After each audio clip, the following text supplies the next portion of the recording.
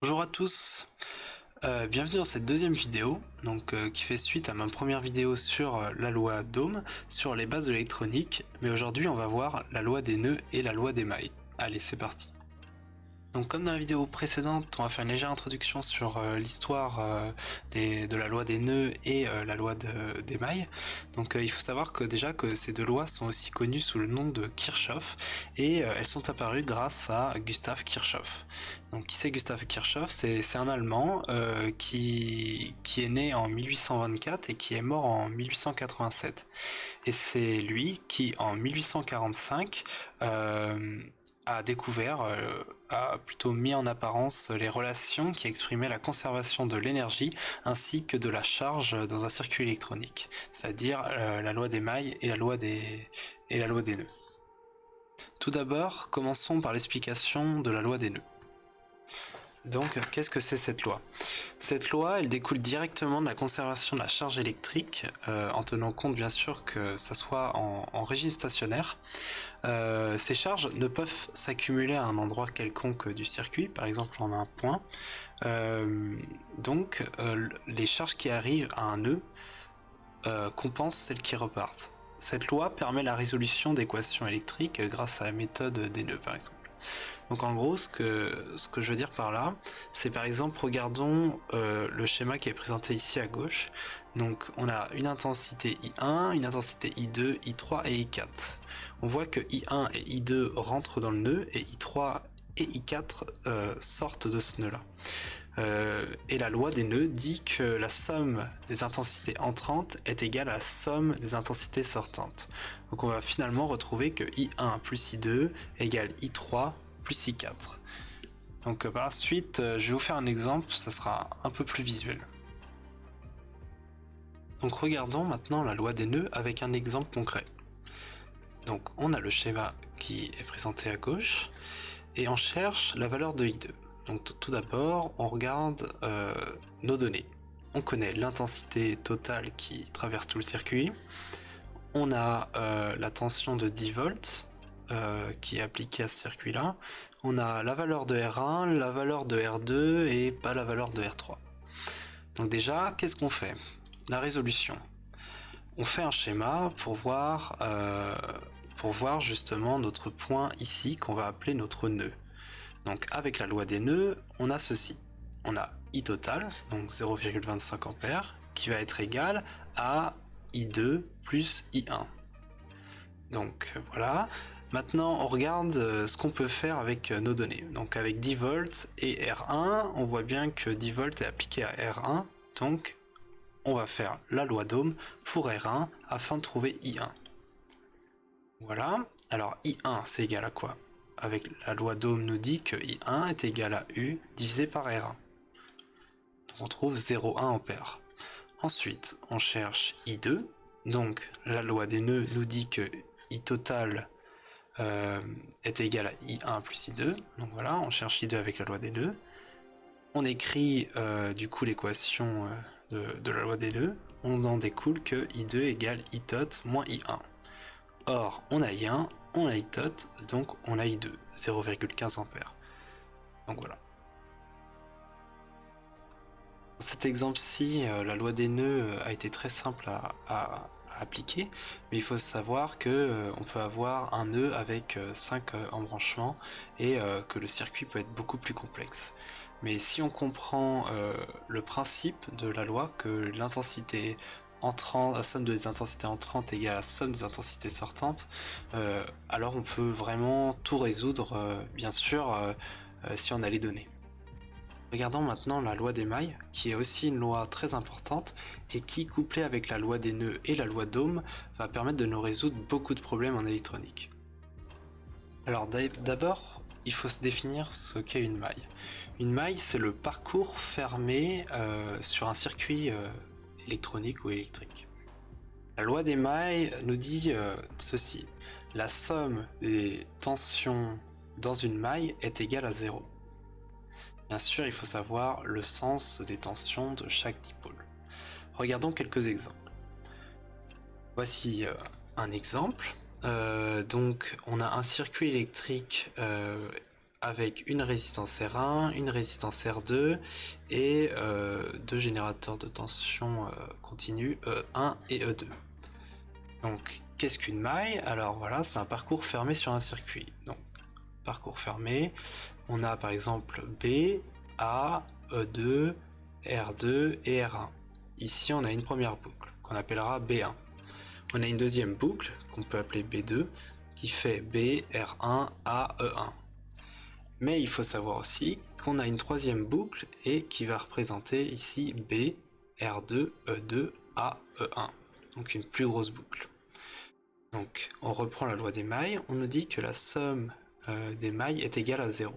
Donc pour la boucle 1, on va avoir U2, donc appliqué à R2, plus E2, plus U1, donc appliqué à R1, qui va être égal à 0.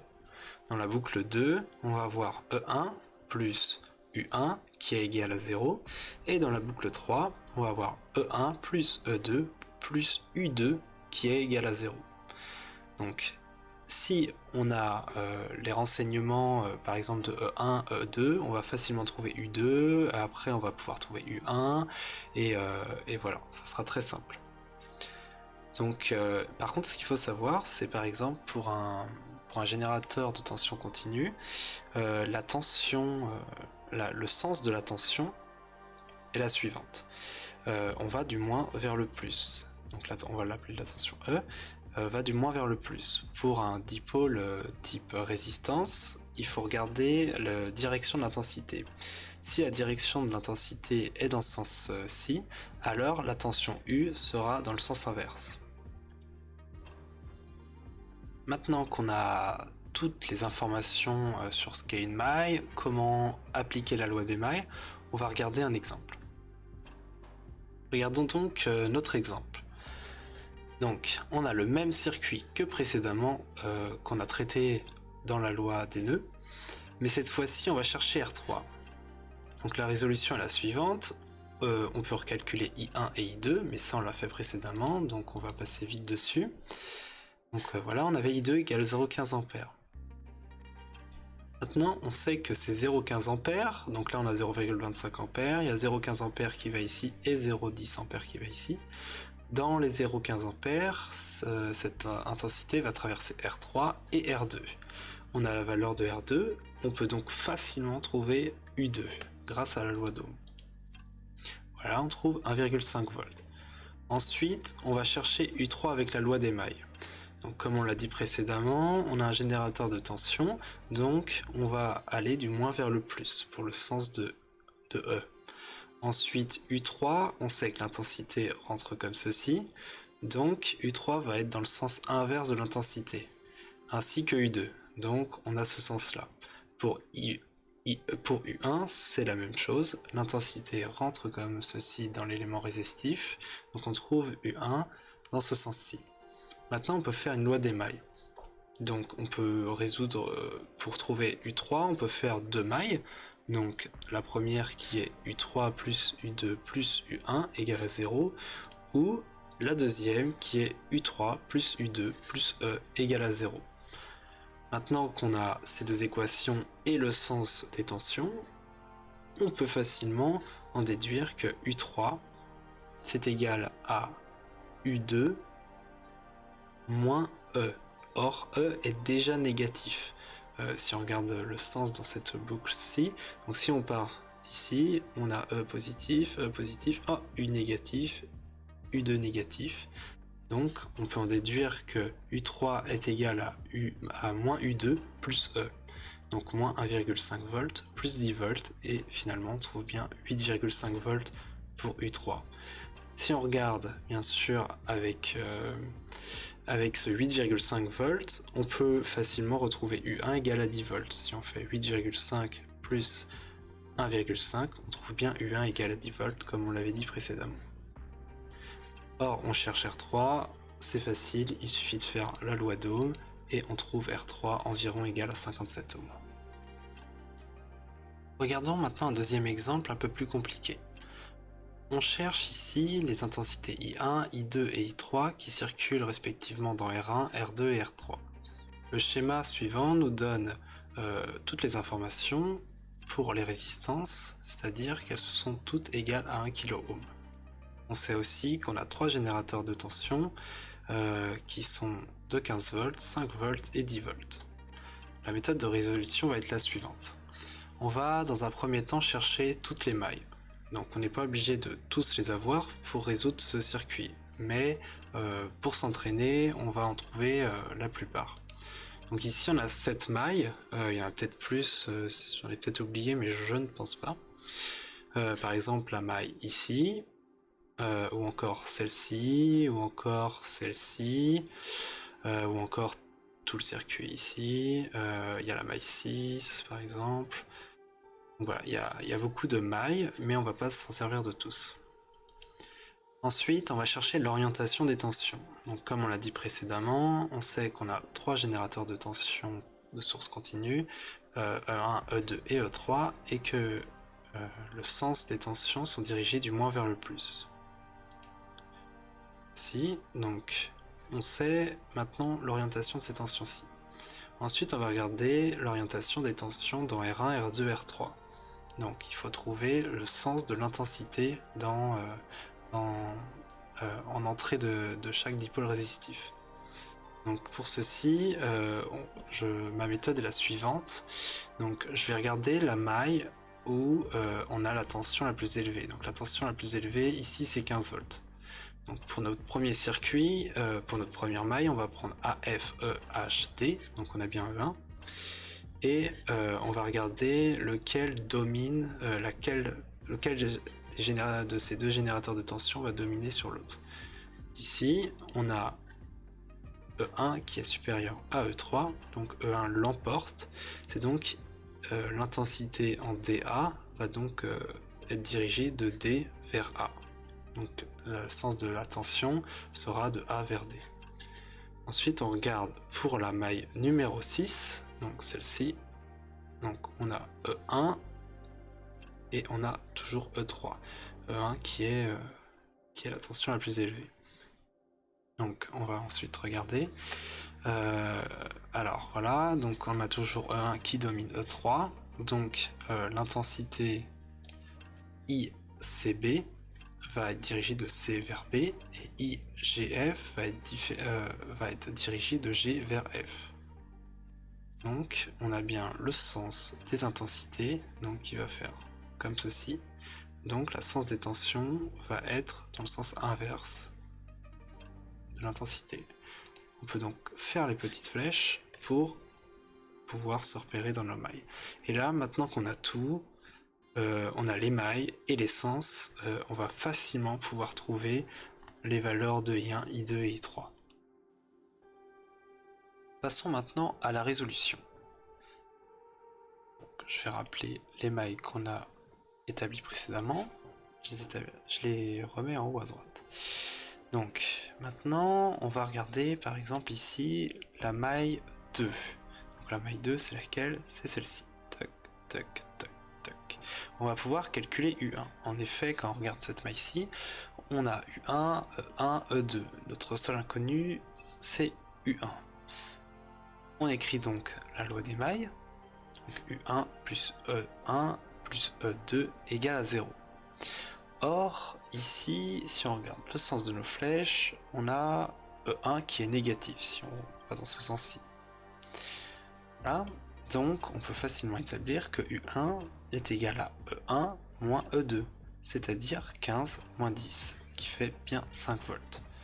Avec la loi d'Ohm, on trouve facilement I1, qui est égal à U1 sur R1, et ça nous fait 5 mA. Maintenant, on va essayer de trouver U2. On va donc prendre la maille 1, c'est-à-dire celle-ci. En effet, on a E1, E3, la seule inconnue, c'est U2. Donc pareil, on va faire une loi des mailles sur cette boucle. Donc on a E1 plus E3 plus U2 qui est égal à 0. Or ici, on regarde le sens des flèches, on trouve que E1 est dans le sens opposé, donc E1 est négatif.